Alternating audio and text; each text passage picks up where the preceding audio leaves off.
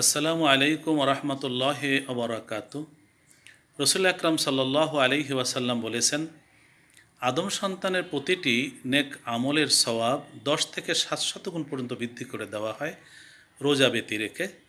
কারণ রোজা সম্পর্কে আল্লাহ বলেছেন, আস-সাওমু লি ওয়া আনা আজজি বিহি, রোজা আমার আর আমি স্বয়ং দেব এর পুরস্কার। অর্থাৎ যে নেকামলি বান্দা করুক, সে প্রতিটি আমল আল্লাহ পাক রব্বুল আলামিন 10 গুণ থেকে 700 গুণ পর্যন্ত বাড়িয়ে সওয়াব দেবেন। কিন্তু রোজার ক্ষেত্র ভিন্ন, সেটি ব্যতিক্রম। রোজার সওয়াব অসম্ভব এবং অগণিত রূপে আল্লাহ পাক রব্বুল আলামিন দিবেন। সেজন্য আল্লাহ বলছেন যে রোজা আমার, আমি দেব এর পুরস্কার।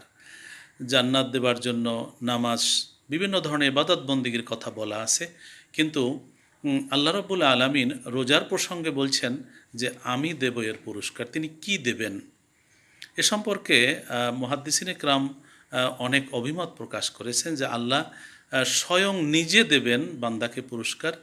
অন্য একটি বর্ণনায় রয়েছে হাদিসে যে আনা উজজা বিহি, অর্থাৎ আমি হয়ে যাব বান্দার জন্য পুরস্কার স্বরূপ।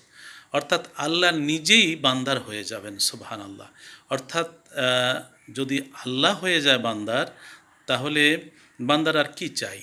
জান্নাতের মালিক যিনি, সেই মালিকই যদি বান্দার জন্য হয়ে যায়, তাহলে বান্দার তো সবই পাওয়া হয়ে গেল। মানলাহুল মাওলা ফালাহুল কুল, যার জন্য আল্লাহ হয়ে যান তার তো সব হয়ে যায়, সুবহানাল্লাহ।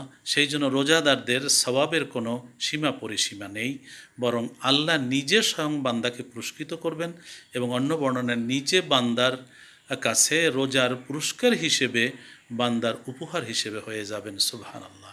আল্লাহ পাক রব্বুল আলামিন আমাদের রোজাগুলো কবুল করুন এবং আল্লাহ পাক রব্বুল আলামিনের প্রিয়পাত্র হওয়ার তৌফিক দান করুন। আমিন। আসসালামু আলাইকুম রহমতুল্লাহ ওয়া বারাকাতুহু।